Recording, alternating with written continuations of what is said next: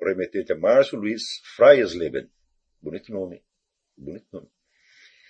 Ele disse, em uma aula passada o senhor disse que a física quântica não pode ser explicada pela ciência moderna, no entanto a quântica se ajusta aos conceitos da ciência medieval e escolástica. Eu não entendi, mas fiquei bem com essa ideia na cabeça. Bom, eu não vou explicar isso agora, mas você pode encontrar a explicação perfeita no livro do Wolfgang Schmidt. Wolfgang é o nome alemão, Schmidt não é Schmidt, é Schmidt americano, né? É um americano com nome alemão. O livro chama-se The Quantum Enigma. Está tudo explicadinho ali. Então, talvez um dia a gente leia esse livro junto, mas por enquanto eu me limito a te indicar esse livro. Daí continua ele aqui. Comecei a pesquisar e encontrei no YouTube um documentário exibido pelo History Channel chamado Tudo sobre Incerteza, a Mecânica Quântica. A certa altura do programa foi dito o seguinte: a totalidade sem costura é uma teoria desenvolvida por David Bohm, que propõe que todo objeto quântico está conectado a todos os outros objetos quânticos. Assim, na visão emergente da ciência de vanguarda, o mundo é uma totalidade sem costuras composta pelas suas partes. Mais do que isso, é uma totalidade em que todas as partes estão permanentemente em contato umas com as outras. Há um contato íntimo e constante entre as coisas que coexistem e coevoluem no universo. Uma partilha dos laços de mensagem que transforma a realidade numa prodigiosa rede de interação e comunicação. Uma lagoa murmurante, sutil, mas onipresente. Fecha aspas. Por coincidência, eu estava começando a ler A Presença Total, do Ray Lavelle, quando me deparei com a seguinte afirmação. Desejaríamos mostrar que o que é próprio do pensamento não é, como se crê, separar-nos do mundo, mas nele nos estabelecer. Que em vez de nos encerrar em nós mesmos, ele nos descobre a imensidade do real, na qual mais não somos do que uma parcela, que é mantida e não esmagada pelo todo, onde é chamada a viver. Nela e no todo é o mesmo ser que está presente sob uma forma tão participada, como participante. É a mesma luz que nos descobre, ora a sua face iluminante, ora a sua face iluminada. Tá? E assim vai. Então ele pergunta, o David Bohm e o Ray Lavelle estão falando a mesma coisa? Ele diz, não, de maneira alguma, mas nunca, nada. Parece, mas não é. Lembra a lógica da minha filha Inês, as 4 categorias. Né? Parece, mas não é. Parece e é. Não parece, mas é. E nem parece, nem é. Isso aqui faz parte do método filosófico. Então, no caso aqui, parece, mas não é. Por quê? O que o Louis Lavelle fala da presença total é a presença do ser enquanto tal, independente de quaisquer distinções internas que você faça nele. Nós sabemos que a realidade, tomada como um todo, nesse nível, a realidade, note bem, não o universo, eu digo a realidade tomada como um todo, ela é uma unidade. Ela tem uma unidade, ela é uma só. E nós estamos dentro dela. Agora, David Bohm está falando isso do universo físico. Nós não sabemos se o universo físico é uma totalidade.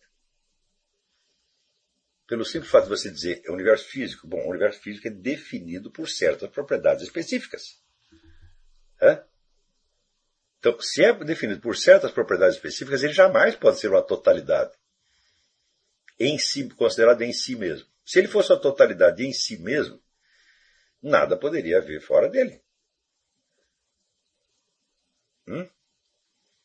É claro, eu conheço bem esse autor, David Bohm, e considero um dos maiores charlatãs de todos os tempos. Tá certo?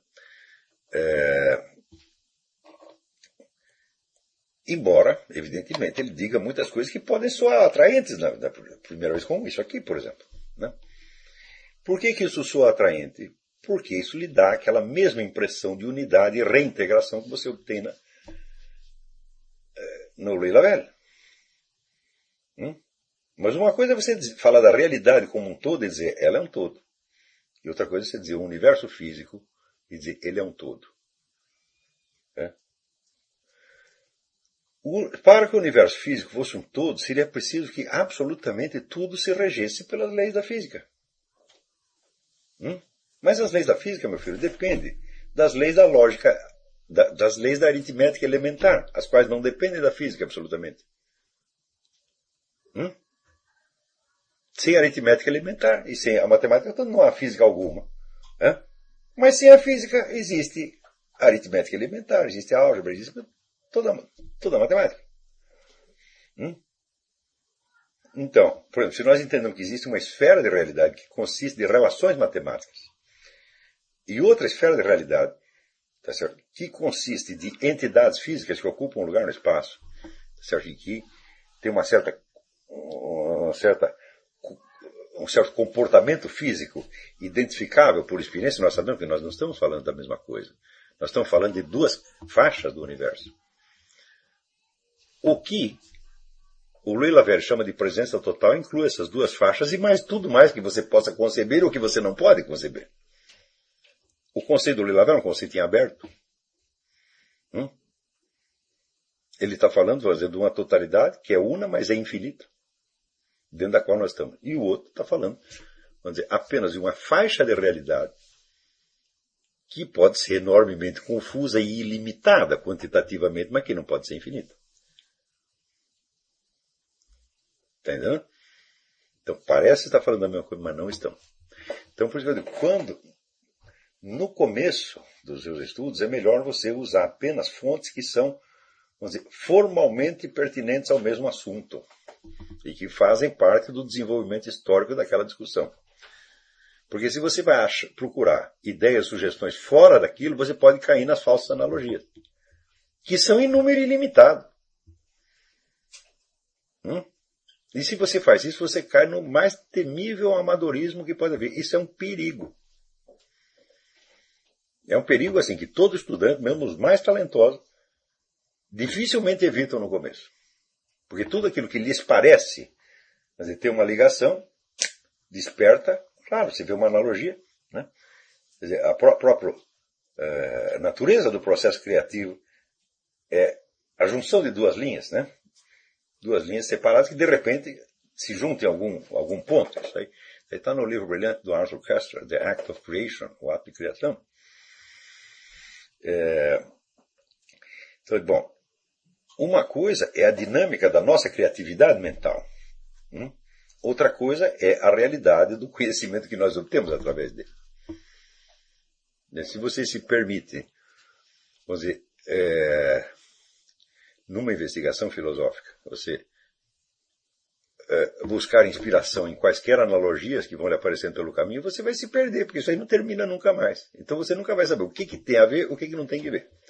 Quando você adquire a prática, quer dizer, quando você conhece o status questiones de várias questões, sobretudo daquela que você está investigando, bom, aí sim você pode se permitir buscar inspiração em outras fontes que não estão historicamente ligadas àquelas.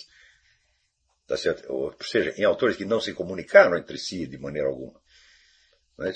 Mas no começo não faça isso, você vai se perder. Então no começo tem que dizer, olha, eu vou buscar o status questiones, eu vou buscar aqueles autores que se referiram uns aos outros, e entre os quais há uma evolução histórica consciente, quer dizer, fulano diz tal coisa, daí veio o outro fulano que leu esse e acrescentou tal outra, e tal outra, e tal outra, e tal outra, até chegar aqui. Depois de você fazer isso, bom, aí sim você pode buscar outras sugestões completamente fora. E aí você saberá avaliar o que é pertinente e o que não é.